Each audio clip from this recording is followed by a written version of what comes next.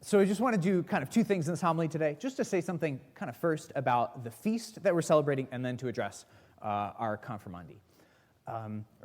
We're celebrating this dedication of a building that's far away, that most of us have never been to, but it's meant to draw us more deeply into the mystery of what the church is.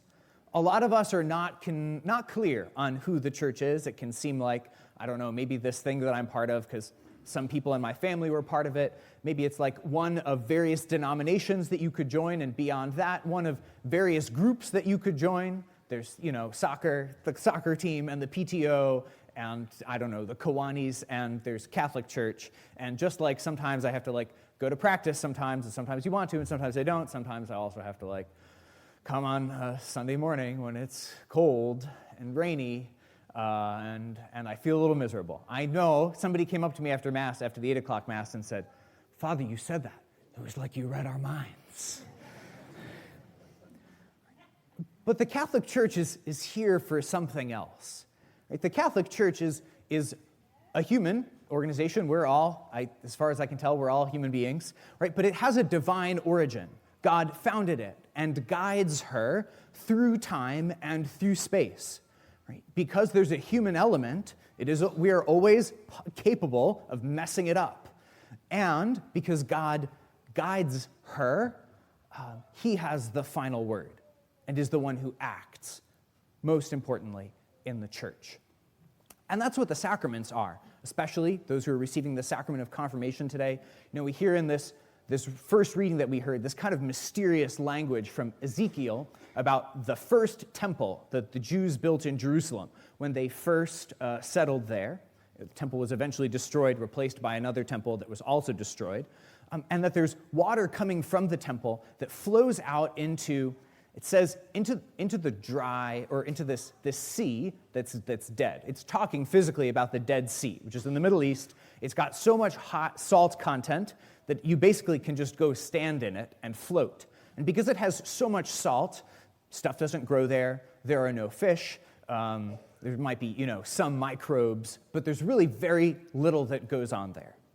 Right? From the heart of the church, which is just Jesus' heart, flows this river that gathers momentum as it goes and grows even into the places of our life that we think could have no life. The parts of us, the parts of our families, the parts of our church or our city or our nation or the world where we think, gosh, there's no hope there. That's where God's life wants to flow. Recently, the experience of a church is always supposed to tell us something about who the church is, right? And so usually in the church, we have images of saints. With Deacon Al's help and some other people, we got these images of saints recently.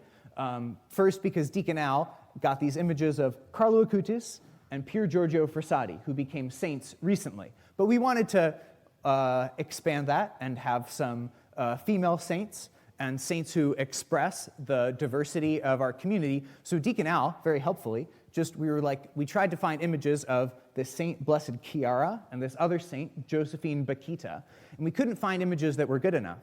So Deacon Al contacted the artist who made the first two images and said, "Would you make us images of the second two?" And the artist did.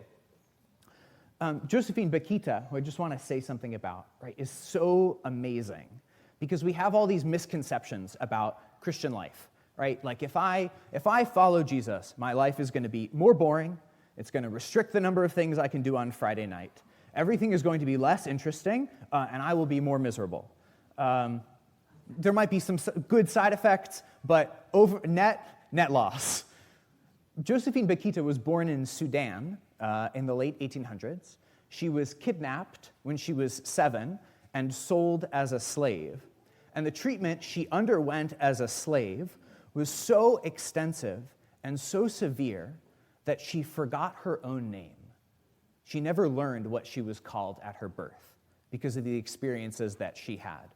And she was sold over and over again and treated really cruelly multiple times, and was eventually brought to Italy, where she was freed. And when she went to Italy, she encountered Christians for the first time. They also were the first people who treated her with tenderness and dignity. And she wanted to stay with these Christians she met. There was eventually a lawsuit because the family that had sold her wanted her back and didn't want her to stay with these religious sisters that she had met.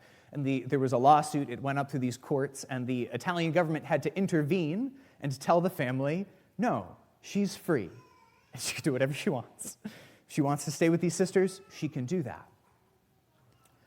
And she ended up living, right, from this life that began, right, with this deep, immense, just terror. This life that was full and rich and good, right? Sometimes in life, there are great victories. Often in life, there are great tragedies. And we need something, not that can just make us feel better and give us some temporary relief, but that can actually help us to make sense of the terrifying things that happen in the world, the hard things that can happen in our life, whether they're on a grand scale or on a smaller scale or on a medium scale. St. Josephine Bakhita learned that there is a love that awaits all of us. An infinite love that defines us.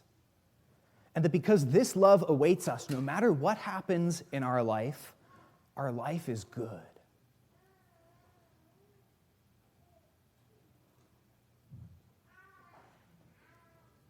If we come to know Jesus better, we should expect that things are going to change.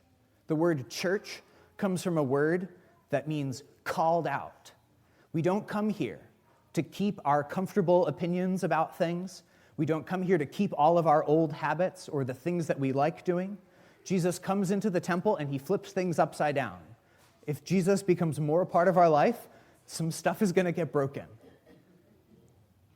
What we are guaranteed is that he promises us a life that is better and clearer and more fulfilling, more long-lasting than anything else that's available. Will it be hard? Yes. Is there an infinite love that awaits us? Yes. So we're grateful for your presence, Confirmandi, here today, and we're grateful to celebrate this sacrament with you.